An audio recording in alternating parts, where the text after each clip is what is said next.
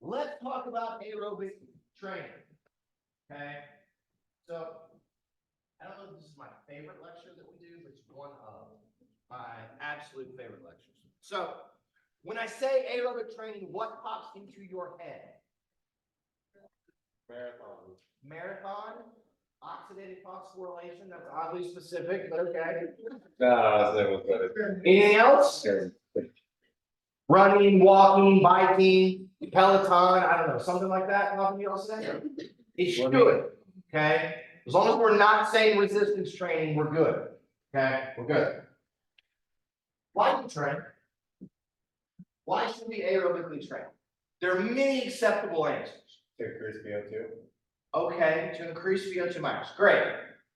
That's it's a very physiological, specific sort of thing, but that'll work. Okay. Why else? Lose body fat. Okay. To be healthy. What the hell does that mean? What does it mean to be healthy? I agree with you. You're right, but what does that mean? Normal BMI, not as many like health or like heart risk, and then yeah, that's sort of like the two that mainly pop in my head when it comes to aerobic training. Okay. Normal BMI, decreased heart risk. Okay. We have failed all of you as instructors. You remember no more than that, then we have failed you. Right? Your friend is right, but it hurts me a little that all of the things that I've spent years putting into principles of health and fitness, this is what y'all remember, right? Does BMI matter if I'm trained? No, doesn't matter. Oh yeah. Right?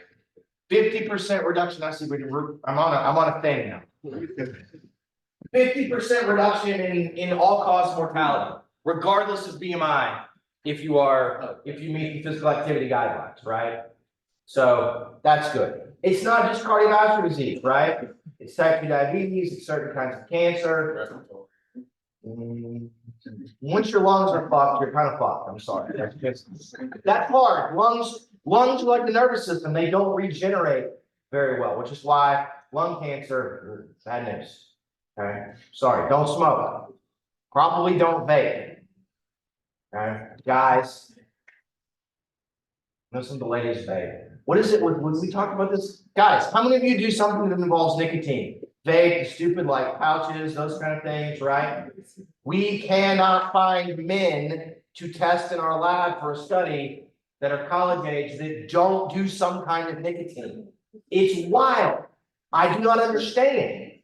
One of my grad students has like 47 little canisters of the little like nicotine like pouch things that you put in there.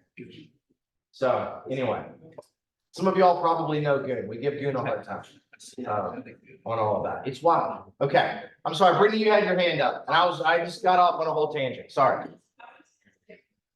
Quality of life, is like overall quality of life, especially like mental health related. And then I think everything else just kind of follows different health benefits of like, I mean.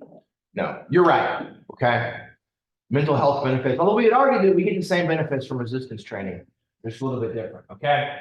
So for me, it's just reading from the slides. I'm sure most of you guys have. Well, the VO2 is. I mean, the VO2, right? Why do we train? Typically, we want to be more aerobically fit. We're going to define that, as we always have for this class, as increased VO2 max. Okay. Yes, that means we have better metabolism, but it probably also means we've got adaptations to the cardiovascular system, less so in the pulmonary system. Kind of that's what's going on. And then obviously to increase health, I would also have accepted, I want to eat more Doritos, or more donuts or anything like that, on those things. But it has these kind of wide ranging health benefits. So we've talked about fatigue. Y'all are doing very well on your compare and contrast, central and peripheral fatigue question. I appreciate that. Okay. But one of the things we need to concern ourselves with when we do aerobic training is when we're going to say that performance is limited by fatigue. Performance can mean athletic performance, but it can also mean I can walk upstairs. I can walk in the parking lot. I can go around the grocery store and I can carry my groceries or whatever that's going to be, okay? So when we say performance, what we really mean is physical capacity in some way, okay? So we know that fatigue is a thing that limits our performance. And when we talk about aerobic training, we want to train so that we get adaptations that limit the amount of fatigue we're going to get the next time we do something. Okay. But we also, if we want to drive those adaptations, we probably need to exercise to the point of fatigue during a single bout. Much like when we resistance train, we want to train to failure. We need to sort of train at a high enough intensity or a long enough distance in order to sort of get fatigue. So what causes fatigue? Hydrogen ions, right? Lactic acid production, substrate depletion, so a lack of glycogen, blood glucose, fat, depletion of creatine phosphate, right? Or our ability to get glucose out of glycogen into the bloodstream, fat, those kinds of things, right? All of this looks familiar, right? I told you guys, stuff builds on itself in the midst of this. So we need to, if we're going to talk about what changes with aerobic adaptations, we need a change that will limit the production of hydrogen ions. We need a change that limits our ability or limits the amount of substrate depletion that we're going to have, or that makes it easier for us to deliver glucose and fat, sort of deliver substrate to muscles. Okay, so that's going to be some of the context, right, that we're gonna look at for these adaptations. We're going to break our adaptations down into kind of several broad categories. The first of which is there something that changes in the muscle? Okay, in the muscle. This may likely be a metabolic thing or a fiber type conversion or something there. We will talk about specifically in the muscle sort of metabolic system adaptations, okay? We'll then talk about things that may change in the cardiovascular system. And then if there are things that might change, which they really don't very much, but I want to give some context for that in the respiratory or the pulmonary system. Okay. Does that make sense, guys? Are with me so far? Yeah. Okay. So let us continue here. The other piece that we're going to have to revisit, okay? Think way back to resistance training. You guys remember something from your other classes called the FIT principle? Frequency, intensity, time, type. You remember our concepts of progressive overload, right? Specificity of training. All of those things apply to aerobic training as well, okay? If we want to get you to adapt, I have to overload your system. Typically, when we overload, that's what causes fatigue, okay? So I've got to overload the metabolic systems or the cardiovascular system, much more so in this, than I need to overload from a pure like force production standpoint, okay? And so that means we need to exercise at a higher intensity, exercise for a longer duration, or exercise more frequently, okay? An additional day per week or something like that. So aerobic exercise overload is related to work, okay? And work is essentially the product of intensity, duration, and frequency. Remember from resistance training, we quantified intensity as a percentage of your 1 rep max, okay? A percent of 1 rep max. For aerobic training, we're going to use a percentage of VO2 max, okay? You need to run at 70% of your VO2 max, okay? And you're like, well, I don't know what the hell my VO2 max is, right? How do I know if I'm there? We'll talk about how we can do that without actually knowing your VO2 max from a prescription standpoint, okay? But that's what the intensity side is going to be, right? Intensity. Duration is just time in minutes generally, and then frequency is the number of days per week. So it's basically days per week minutes in about, and then percentage of VO2 max, multiply those together, and we're gonna get work. That's not exactly like the physics or the biomechanical definition of work, right? Work is force times distance in those ways, okay? But you can kind of get at that. Intensity is gonna describe force production, duration and frequency are gonna help us derive distance, so in that way we can kind of see it in that way, okay? If you want to get more fit, you've got to increase the amount of work that you're doing. It's easy if you're like me, because I do zero work. Zero. I do nothing. Okay? No exercise. I have stretched twice this week. Okay, twice, which is a record for me in about 20 years. My wife is very pleased with all of this. I golfed a couple of weekends ago and I messed my back up and all of these things. And I'm like, enough, right? Stretching makes you more flexible. It doesn't prevent injuries or that other bullshit. But I am not very flexible and it's causing me problems, so I'm doing that.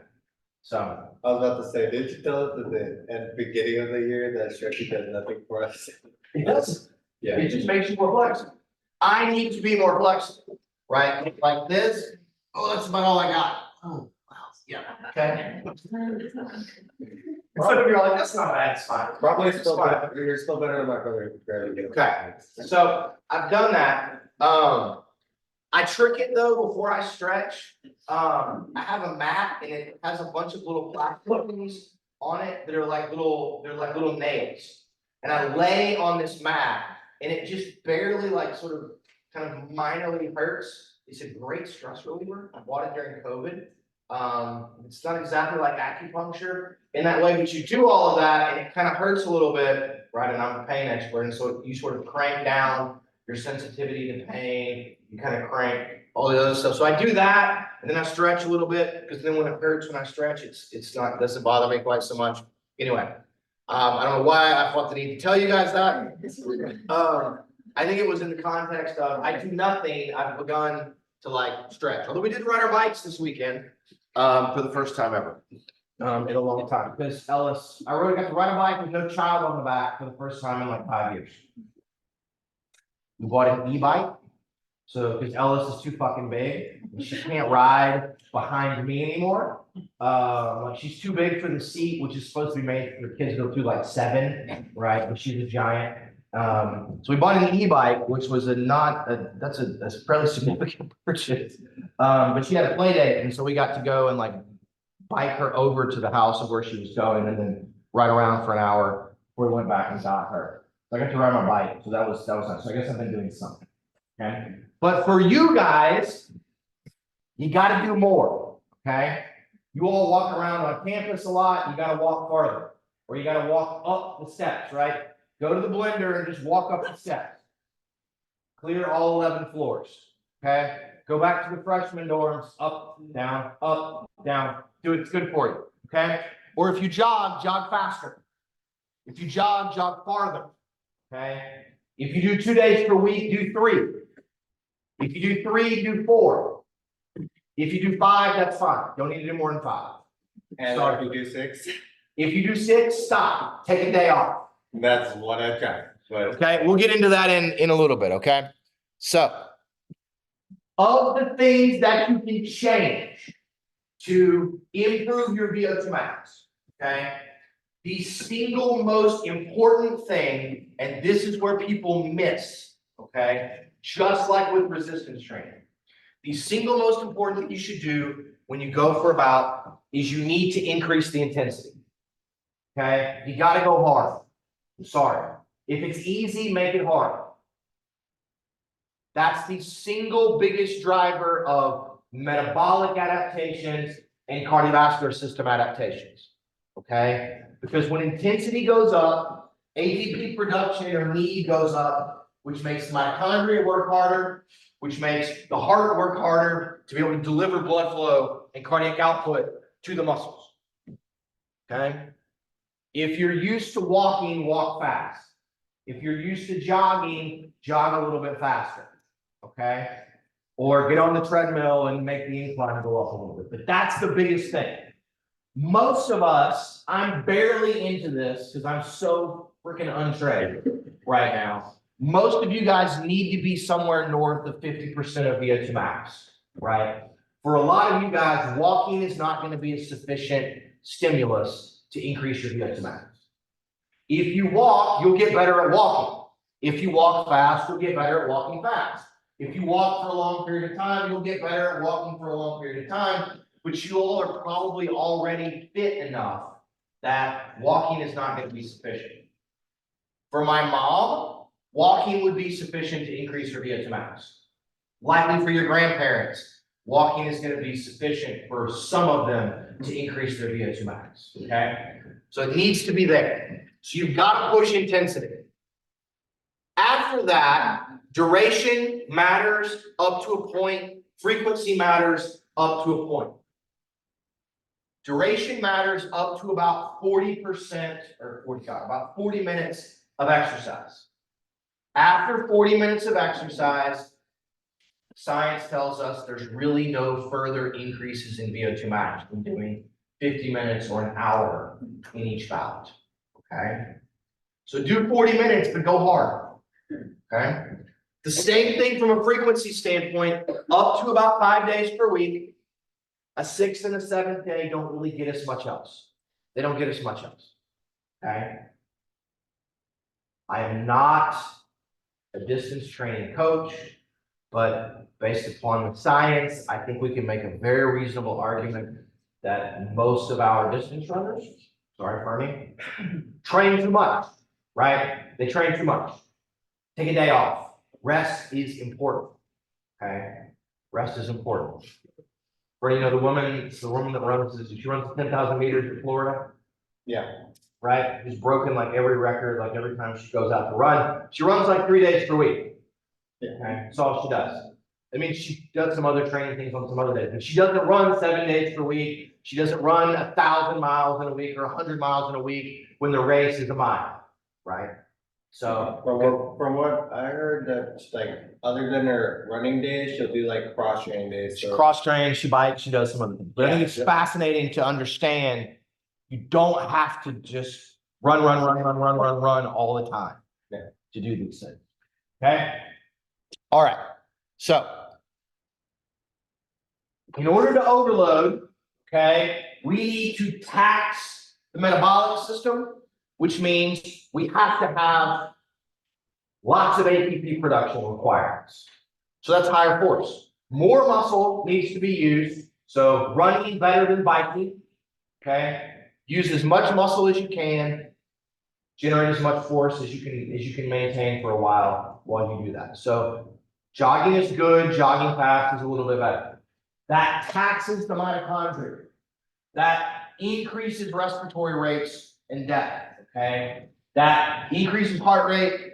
Probably for most of you guys to get where you need to be, you're going to already make stroke volume plateau, but it's going to increase heart rate. So it's going to increase cardiac output.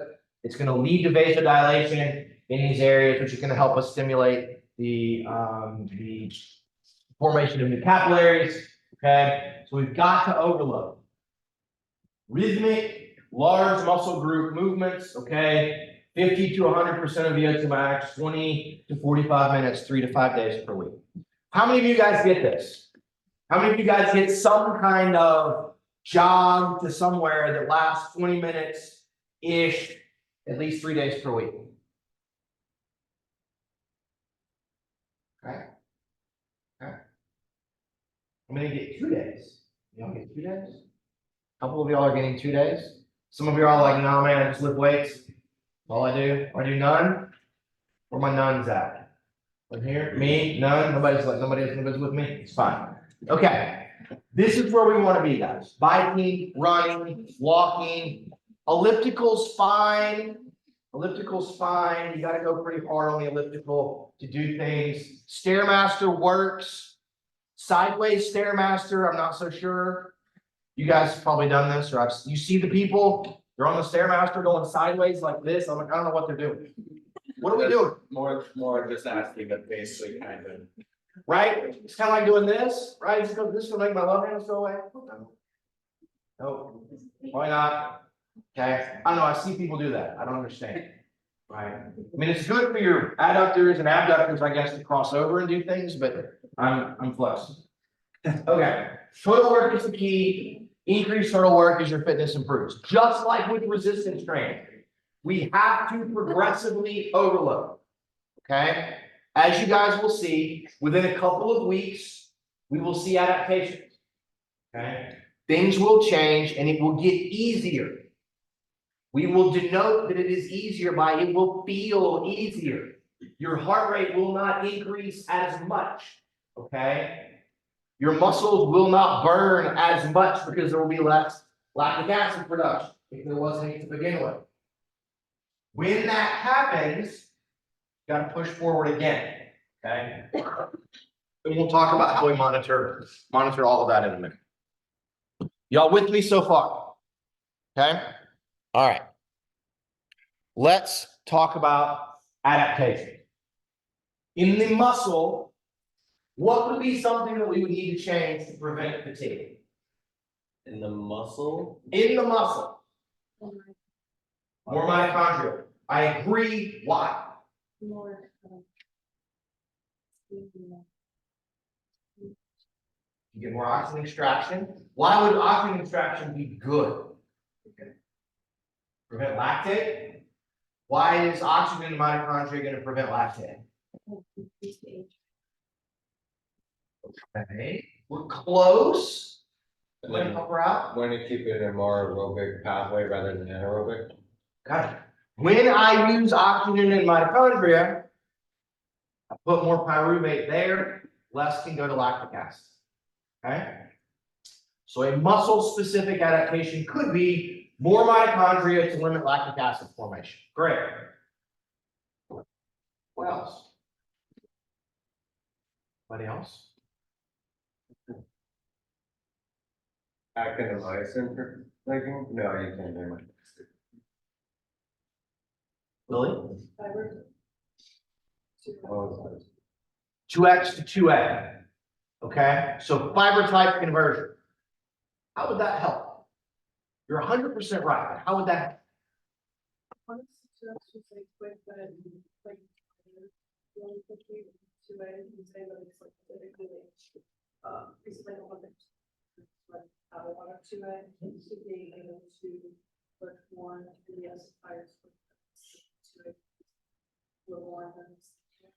You're right. More endurance. Why is it more endurance? Okay. But what did Kayla tell us? 2A's have more of what than 2X's? More mitochondria, more capillaries. They also have a more efficient myosin ATPase. They waste less ATP for whatever they're making. We do it that way. Okay. Good. So let's talk about, I'll show you guys some things that changed and we'll talk about the role that sort of work performed during a bout of exercise. Okay. So weirdly, or maybe not so weirdly, we don't have a lot of adaptations that take place in anaerobic metabolism. Okay. If you sprint, it doesn't matter how much you sprint, your anaerobic metabolism stays the same, mostly because it's for short-term energy. Okay. There's very, very few changes in the glycolytic pathways. There's very little things that happen in glycolysis by itself or the Embden-Meyerhoff pathways. You don't get a lot of change to go from glucose to pyruvate. The only real thing that we see is we do get more hexokinase. You guys remember what hexokinase does? Right. First step, we get glucose to glucose 6-phosphate. Okay. Traps the glucose in the cell. So that goes way up. Basically, everything else in glycolysis stays the same. You would think, oh, maybe we would do something with, oh God, why is my brain not functioning? What's going on this morning? I'm having a brain fart. What's the rate limiting step in glycolysis? PFK, thank you. Dang. Dory got up at 4 o'clock in the morning, and I'm not sure I really got back to sleep. She had an upset stomach, she's running around the house being crazy, going outside, eating poop and grass. So my brain's not working. You can think there might be something in that enzyme, but there's not. Most of the adaptations occur in the oxidative side. So they occur in the cell, in the mitochondria. Okay. And the big thing is we just get more mitochondria. Okay. Mostly we just get more mitochondria. So it looks like this. Okay. Here's the mitochondria right there. If you train a lot, you can double the amount of mitochondria in your muscles. Okay. Especially in type 2A fibers. You're going to get a big increase in type 1. You're going to mostly convert your 2X's to 2A's, and then you get this huge expansion of mitochondria in your 2A's. So the cool thing about this is you double the number, but they also tend to get bigger. Okay, they get bigger. And while this is helpful, it's not from a speed standpoint, weirdly enough. The mitochondria still work just like they did beforehand. The Krebs cycle stuff doesn't speed up. It works just like it did beforehand. What we get basically is just twice the amount of Krebs cycle enzymes, twice the amount of electron transport chain components. Okay. And so, you know, imagine we actually had everybody in class today. Right. I have lots of bitterness about what's going on. That's okay. It's the last semester. I should have thought this through better. Everybody was in class today, not just you guys, right? We had more people, and we again said, close your eyes and walk around. What are your chances of bumping into someone? Right? If there's more people, if we double the amount of people in here, you've got a greater chance. Okay. So that's what happens when we do this. When we double mitochondrial content, there's twice as many places for pyruvate to go to get into the Krebs cycle. Once it's in the Krebs cycle and in the mitochondria, there's twice as many Krebs cycle enzymes. So there's twice the chance it will actually make itself through. There's twice the electron transport chain components. So there's twice the chance that we're going to move things down now. Okay. So the processes don't speed up. We just increase the likelihood that any molecule of glucose or fat or protein is going to make it into the mitochondria to be used for energy that way. And that reduces the amount of lactic acid build. Okay, as we'll see in a few slides, the other big thing that does is it reduces our reliance on glucose because it doubles the chance that fat can get used. And when we use more fat, we don't deplete muscle glycogen, we don't deplete blood glucose, and we still get more energy. So that's one of the other big kind of adaptations here. Okay, it's sort of in substrate use. Okay, so again, right? For those of you in Capstone, here's some data. We're going to make a table, right? How are we feeling about Capstone, guys? Right? Who's still collecting data? Everybody's done? Yeah? Okay, good. I know there's one group because they keep stashing stuff in my office, still has like one person left to go on all of that. Okay. Here are some data from one of the very first studies where they ever noticed that one of the things that happens in response to aerobic training is this increase in mitochondria. Okay. We knew for a very long time that if you ran more, it made your VO2 max go up. We knew that if you ran more, you got better at running. We didn't really understand all of the cellular changes that were happening. And so here is a study from a guy whose name was John Palazzi, and he was at Washington University in St. Louis. He's probably the most famous exercise biochemist in sort of all of exercise physiology forever. This paper was published in 1967, but they took rats, okay? They did 12 weeks of training, 5 days per week. You guys know how you get a rat to run on a treadmill? Food? Food might work. Some of them don't care about food that much. You know what you got to do to them? You put them on a little treadmill, And at the back end of the treadmill is basically a cattle prod. It's the thing that shocks their tail. So when they won't run, they slide back on the treadmill and it shocks them. Yeah, it's terrible, right? And you get them on there and they run. You now know that if you'll put like, especially mice, like in a running wheel, like if you give mice running wheels, they'll spontaneously run a bunch and they'll just train and do things. But rats are a little different. 5 days per week. They started off at 10 minutes per bout. They worked up to 30 minutes per bout. They progressively increased the speed in the bout. They're doing progressive overload on all of them. They, of course, at the end of 12 weeks, they kill the rats. They extract their gastroc and their soleus. Okay. And what you're looking at here is this is cytochrome oxidase, succinate oxidase, right? This is an enzyme that helps us in the electron transport chain. Succinate oxidase, this is part of the Krebs cycle. It's going to be here. Then we have actual mitochondrial protein content. So I want to show you guys what's happening down on this one. So you have sedentary rats, the rats before we train them, okay? And then you have the exercising rats and their total mitochondrial protein in milligrams of protein content of mitochondria per gram of muscle. So it's kind of a density it was about 3 in the sedentary rats, and it was about 4 2/3 in the exercise. Okay, so the amount of mitochondria goes up. That's going to then, right, show us that when we exercise, how much, or basically we're going to be able to use this cytochrome oxidase. It goes up almost double. The stuff in the soleus goes way, way up. Okay, so we're getting, because there's more of the enzyme, we get a larger part of the reaction. Okay. So this was subsequently has been repeated in rats and mice and cats and dogs and horses. And do you guys know, if you want to get paid to be an exercise physiologist, you need to check things on racehorses. It's a huge business. Okay. We had a woman that was a PhD student when I was in school, and she did her master's degree testing like racehorses.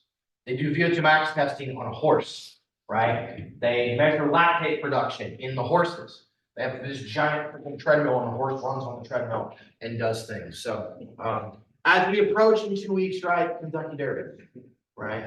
I got all kinds of qualms about actual horse racing and those things, but I'm a fan of mint juleps and big hats and those kinds of things. So the cultural part is fine. The hitting the horses with the switch to make them run, less so. But that's what we know, okay? We double mitochondrial content. That's one of the primary adaptations, okay? So how do we make new mitochondria, you might ask? Well, mitochondria have their own DNA.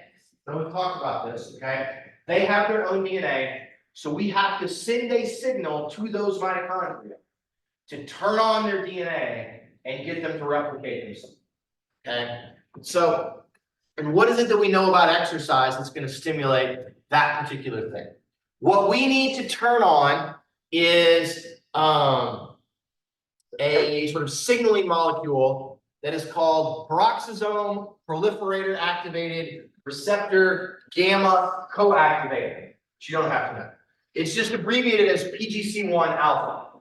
Okay, PGC1 alpha is the signaling hub for aerobic adaptations in mitochondria, just as mTOR is the signaling hub for driving increases in protein content in muscle with resistance training. Okay? If you turn on PGC1 alpha, you should hopefully get more mitochondria. So then the question is, all right, well, how the hell do we turn on PGC1 alpha? So here's a paper you can see. This is messenger RNA for PGC1 alpha, which is going to tell us, right, like we're making more of it. So PGC1 alpha gets activated and you make more PGC1 alpha in the regular nuclei of a muscle cell, which then signals to the mitochondrial DNA. And so you can see that it goes way up after we're training, okay? And you're going to see protein content that especially goes up in type 2A fibers. So we get such a large increase in mitochondrial content in our 2A fibers. Okay, that's the big take home. We need to exercise to activate PGC1 alpha. And so how on earth do we do that? Here's a signaling pathway. You don't have to know this, but I want to show it to you so that you can see all the potential downstream effects of PGC1 alpha and what it is that we might do during exercise to actually be able to turn it on. Here's PGC1 alpha, okay?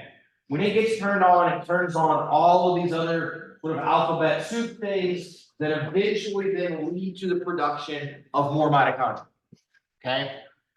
More mitochondria. So how do we turn on PGC1 alpha? Well, we need to basically exercise to activate AMP kinase. Okay, we do that through energy use, energy deprivation. When you, excuse me, when you overload and you push the mitochondria and your glycolytic systems both sort of up near their max, and you're not making enough ATP, that activates AMPK, which then activates PGC1 alpha. Okay. Additionally, when we exercise, we do a lot of force production, a lot of contractions, we release a lot of calcium. Calcium activates these calcium second messengers, right? This thing called calcineurin. We don't need to worry about calcium kinase 4 here, but basically you release a bunch of calcium that also can eventually turn on PGC1 alpha. Okay. So it's the use and the taxing of our energy systems, as well as lots of muscle contractions, lead to the production of new mitochondria. So that's why you have to work hard. And that's also why the more frequently you do it and the longer the duration are also going to play some role. Okay. Now, one of the big things that we know, and I think I have a little bit of data at the very end that we'll probably cover on Monday, one of the easier ways to get more mitochondria is through something called interval training. You guys heard of interval training or high intensity interval training? Yeah. Okay. Go to the hub, meet me there after class. Okay. We'll work out for 10 minutes. We'll run for a total of about 2 minutes. We'll walk the rest of the time. Okay. We'll sprint a lap on the track at the hub. 1 lap. Some of you guys are probably faster than me, but if I sprint a lap, it's about, go as hard as I can, about 35 seconds or so right now. How long is the lap? Sixth of a mile. Sixth of a, no, not a sixth, so it's, what is that? There's 6 laps in a mile. Oh, okay. So we need to do, I don't know, we need to do that math. I don't know how far it is. It's, 300 meters or 325 meters or something, give or take. Okay. Sprint that, walk for 2 minutes, sprint, walk for 2 minutes, do it 5 times. Do that 3 times per week, and you get just as much of an increase in mitochondria in 6 to 8 weeks as you do running 45 minutes at 60% of VO2 max on those same days. Okay. They've done studies. You guys think I'm crazy, but they've done this. We're gonna come to my office again. We'll meet. We'll walk across to the freshman dorm. We'll sprint up the stairs in the freshman dorms for 20 seconds. Sprint. 3 bouts of 20-second sprinting upstairs, and then you basically sort of walk or stand there for the next minute. Do it 3 times per week. Same thing. Okay. It's a guy who's at McMaster University in a Canadian university, and that's his thing. Is interval trainers. They've done a whole bunch of stuff where they do that. Okay. The thought was nobody wants to exercise. Let's get it all over in 10 minutes and make it count. The problem is it's fucking terrible, right? The last thing you want to do is go as hard as you can for 30 seconds repeatedly. Okay.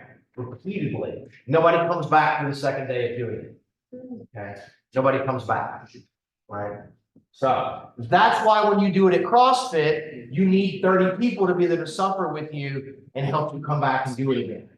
But that's why when you go to Orange Theory and you really push and do those things, that's the one place that group exercise seems to be really, really helpful, is when you do these high intensity things. If there's a group, it kind of holds you accountable and cheer you on, and we can get the same thing. Because we blow through this energy deprivation and we release a huge amount of calcium in those very high intensity things. You may ask, well, Dr. Black, what if I just lifted weights for 30 seconds?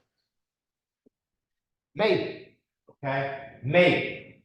We have a hard time when you do squats, if you're really untrained, you do them for 30 seconds, you may get a little bit, but it's still not quite enough of a taxation on the cardiovascular system to kind of get our energy deprivation. Okay. So how does increasing mitochondria limit fatigue? It increases the sensitivity of your metabolic system. It doesn't change the rate at which it functions. It becomes more sensitive. And what that means is, biochemically, for anything that goes into a reaction, anything that goes into the metabolic reaction, when the pathway is more sensitive, any little bit that goes in drives more on the back end. Okay? So it makes it more likely that a reaction will take place. More mitochondria means more pyruvate makes it into the mitochondria and then doesn't become lactic acid. More mitochondria means more fat that gets brought into the cell, makes it into the mitochondria to get metabolized. Okay? Those are the two really, really big things. Okay? All of this comes back to its very, very sort of simple, straightforward, regular junior level enzyme kinetics biochemistry, which is awful. Okay. I know I've done this. So biochemistry here, yes. Okay. Okay, let's make lots. Terrible, right? But that's what this is. Okay. And so the take home is we make less lactic acid.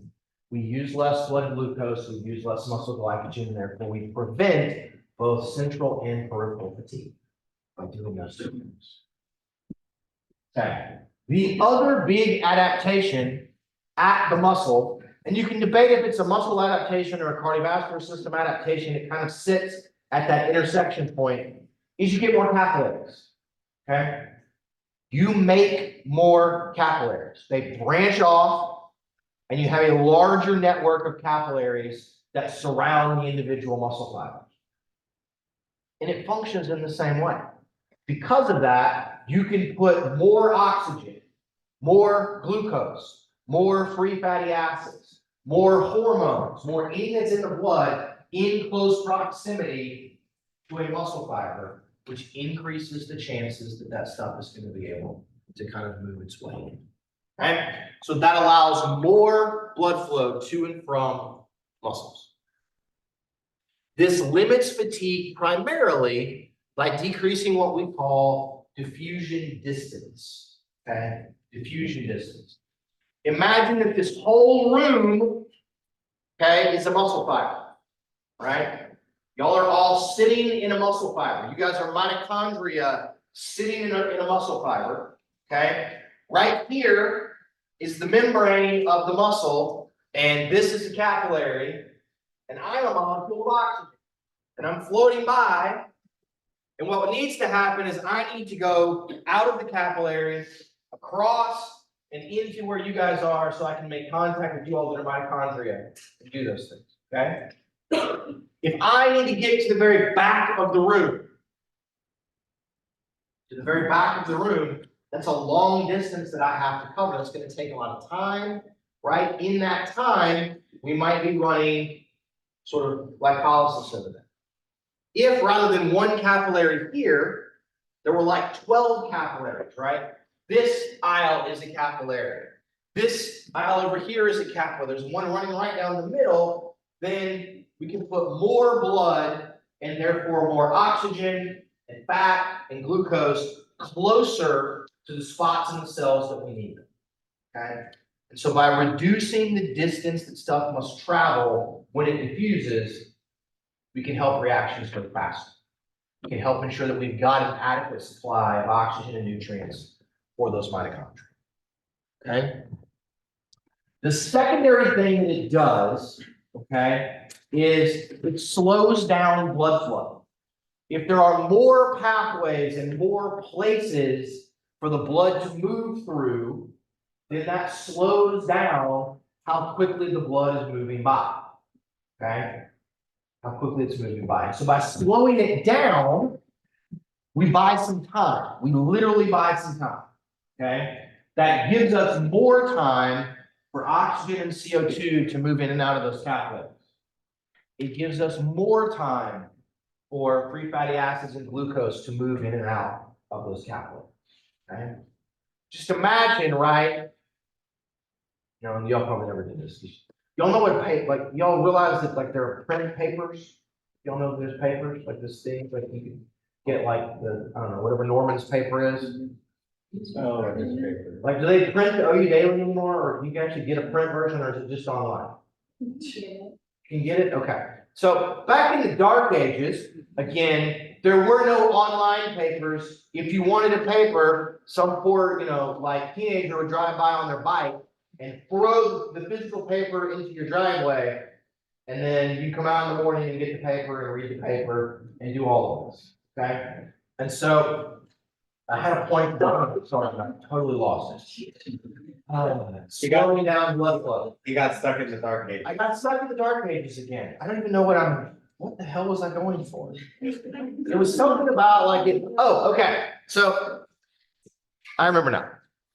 Imagine, right? I'm riding my bike really fast by you guys here. Okay. And I got to throw a paper to everybody that's in here. Okay. The slower I go, the better chance if I'm going real slow that I can actually throw things to you and y'all have a chance.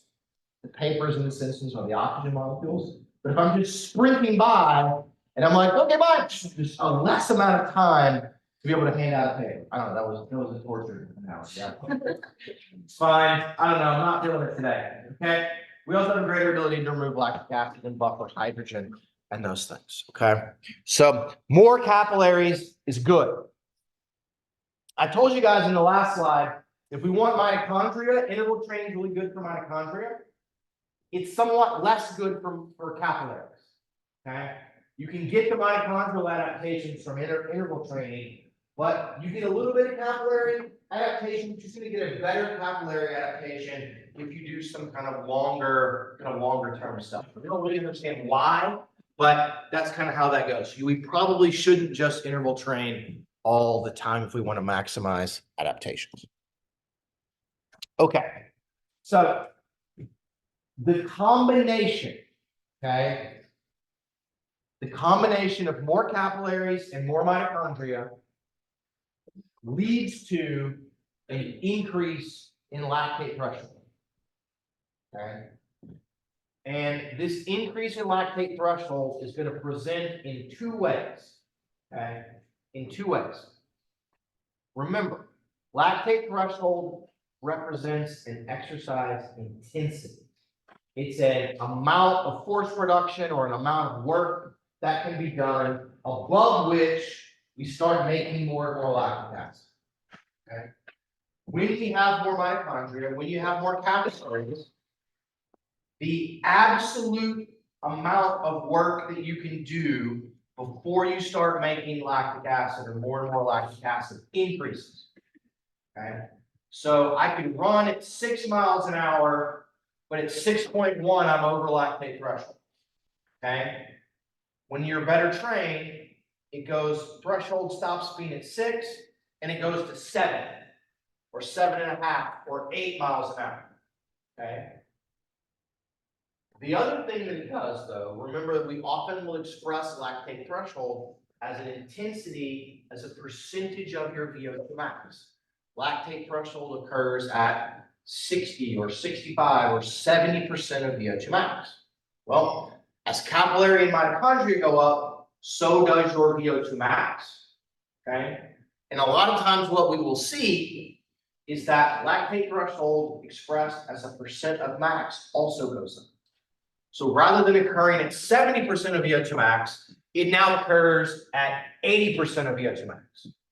So the absolute workload before we get lactate or lactic acid goes up, as well as the percentage of our VO2 max. Okay? People that are very, very highly trained can have lactate thresholds that are going to be in the low to mid 90s as a percentage of their VO2 max. Which essentially means that they can just run as fast as they can And they can basically run at their VO2 max. No two people. Yeah, and not really be over lactate threshold. Literally, they run like on their easy run, like just over 5 minutes per mile for like 7 to 8 miles on typical, but they've done it also for like 13 to 15 miles. Yep. So, And the only thing that goes through my mind when they do that is like, how in the actual hell? so these are the things, right? These are the things. Yeah. I think I had told you guys before, in my very first job, I had a master's student. And he was the assistant coach on our women's cross and men's cross country team. And we tested the lactate threshold sort of before, at the midpoint and the end of the season in his runners. And tried to correlate that to their actual running performance. We tested their VO2 max. And our best women's cross country runner had the lowest VO2 max. Right? Her VO2 max is like 41 mLs per kg per minute, which is, some of y'all in here, ladies, have higher VO2 maxes than that. But her lactate threshold was 94% of her VO2 max. So she was as trained basically as she was ever going to be able to be. Okay? She was as good a runner as she was ever going to be able to be. She had maxed out all of those things. And so she raced basically at VO2 max.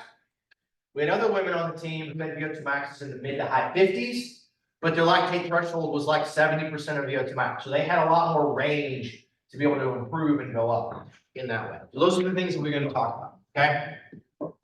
How are we going to have more mitochondria and catalyst? How does that lower, sort of, or raise our lactate threshold? Well, the first thing that it does primarily is it limits the production of lactate or lactic acid from pyruvate.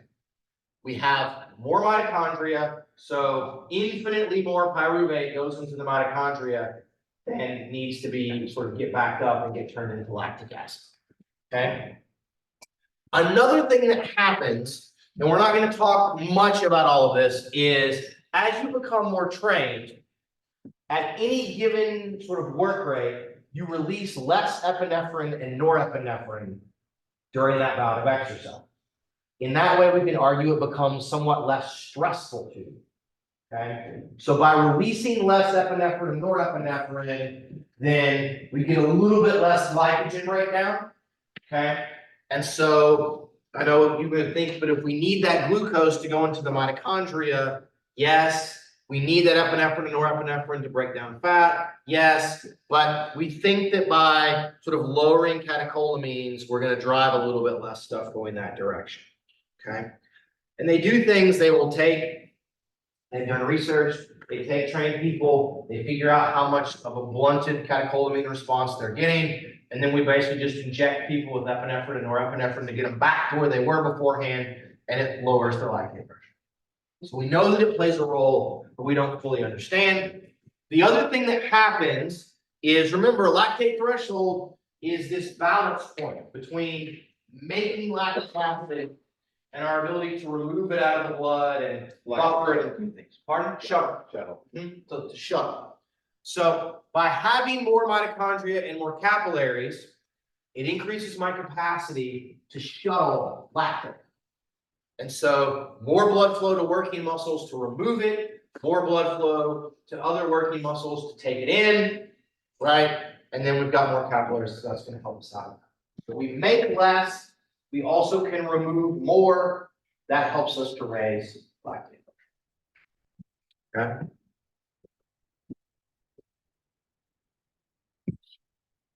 Okay, how much time do we have? 9 minutes. Okay. The very last kind of muscle or metabolic adaptation was what Lily had mentioned earlier, and that's fiber type conversion. Okay. Just like with resistance training, aerobic training turns type 2X muscle fibers into 2As. Okay. 2X into 2A. As we know, as we've seen previously, right, 2As have a very large capacity to activate PGC1 alpha, therefore a very large capacity to increase their mitochondria. Okay. And so much more so than 2X's. Also, they're nice to make the pH more efficient, so they waste less ATP. or ATP goes directly to force production. So this is a very powerful sort of conversion that's going to happen. So as we look at this, there are people that have lots of 2A fibers that can have very high VO2 max. Okay. Lots of very elite sort of middle distance runners have a lot of 2A fibers because things have become essentially a sprint. They need that speed, but then they can add those mitochondria on top of all of that to do that kind of thing. It doesn't become essentially a sprint, it is pretty much a sprint throughout the just trying to basically look longer than. Especially 800, that is. 800, a mile, right? Even getting closer to 3,000 meters at this point has all kind of become, it's almost just all out. Or it's slow. Who wins the kick in the last kind of thing from a strategy standpoint. So 3K agreed, mile, a little bit different, 800, no, you're still starting. 800 is just a freaking sprint. Okay, we'll shut it down here, guys, because I don't want to start talking about the cardiovascular things and not be able to do all of them. All right. Monday, we'll have a quiz. Okay, we'll have a quiz. And then finish this up and we'll start talking about heat stress. Okay. We've only got a couple days left. Yeah, that makes me sad. Yeah. Y'all have a good weekend. Make good choices.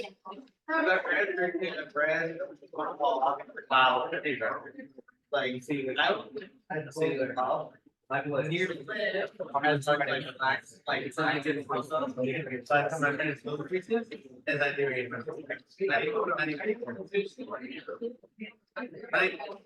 It's become what the quarter.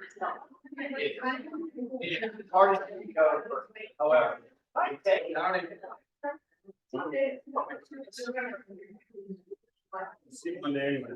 You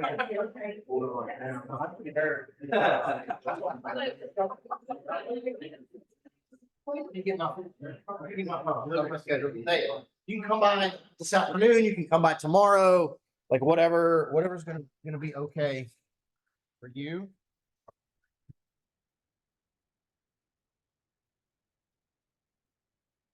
So, tomorrow is Thursday. It's okay, I'm around, I will be in the office space from like 9 o'clock. Yeah, I feel like. You just wanna come by, just let me know when you're gonna come by. We'll get to chat. You can feel free in the room by yourself. And you can stay. Okay, sweet.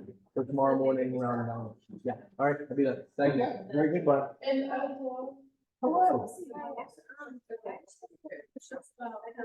Yeah. Yeah, I was just doing something about.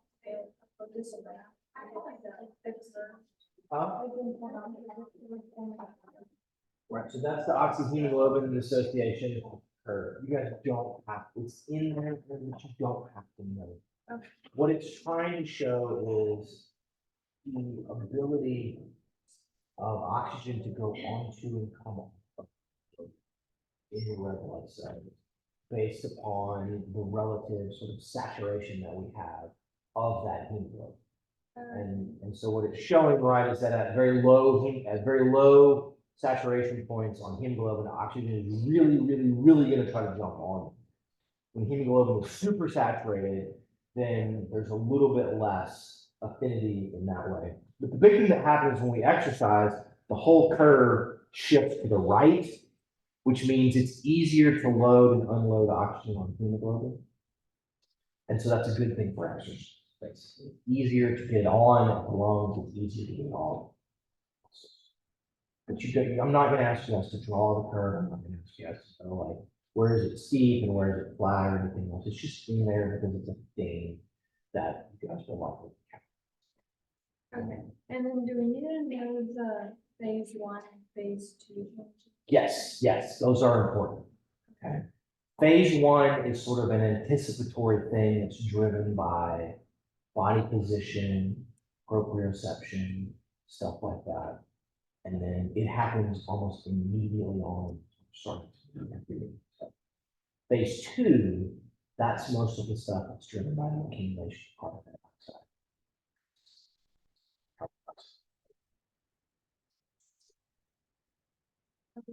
So you get this immediate uptick, and as we start to exercise and CO2 goes up, then the phase 2 is going to be the thing that kind of helps us match basically breathing rate to O2 needs very, very closely. But that's going to be a little bit slower. Thank you. Got it. Hi. Hi. I see our test early. Pardon? And I see my test early, like graded. Or if not, we can grade it in front. You get out and finish it. As I've been going through just sort of question by question, I think, but I can do that if you're. I always overthink, I'd like feel fine, and like 2 days I don't like it. I'm sure you did fine. Cause I think I'm gonna use my corrections that I have here. Okay, Yeah. And send then, Peyton a message and ask her how she has a parking pass to get into a faculty law. oh, she doesn't, she just freeballs it whenever she's running late. But she got the thing open this It's morning. always open. It's always Maybe open. she wasn't the person that was in front of me. Maybe she was just parked next to where I just parked next to I her. know, And she, if you get here before about 7:45, the gate is usually open. it's been open this whole semester past now. Because I didn't use it today, like I didn't actually use my parking pass Which today. gate do you go in? You go in the one closer over here, Yeah, it's the- always closed, the farther one, closer like the Spanish building, always open. Always. Did not know that, okay. Yeah, so a lot of like, well, I will, because there's like a little circle section, that's like 2-hour parking. Okay. Weird. Yeah, Genius, but it's great for students, because like, we all. come over here and park and slide into class and then get out. So usually don't take it for like 30. Yeah, well, they take it over in the deck by our building, because that's where the parking services office is. Yeah, they. So take they it, show up there and they clock in and then they just start right And then there. there's a board for when you go back. Okay, So, and then, I have another question, but I'll ask someone, I didn't really watch it. okay. I watched it, I did not take notes. Fine. No, it was so nice, I heard you were all upstairs and that we were tanning on the balcony. And I was like, don't care if I put on a video, and they, I think, watched it, and I didn't, they fell asleep. But it's okay, it's okay, I'll watch it. Are you coming to the lab today? Yes, I am. Okay, we need to get the things and run the MATLAB script on all of your files. Cool. So let me get over there and we'll try to figure that part out. Because I feel like there was something else that we needed to do. Do you remember what that was? We needed to convert the files and download it to be able to run on Excel, or we needed to recompose so that we could run them through like the way we downloaded. All right, that's a And I'll be question. here today, Friday, and then all next week too, so. That's a question for Chris, if it's easy. Yeah, and I, Can we just go in and change the file type in the MATLAB script? Is that like 3 letters from Excel to I text? don't know. She would know, because she can code there, so we'll just need to do that. Okay. Yeah, so once that's done, then we can run it, I just. Yeah. No, it'll be fine. Sounds good, I'll head over. Okay.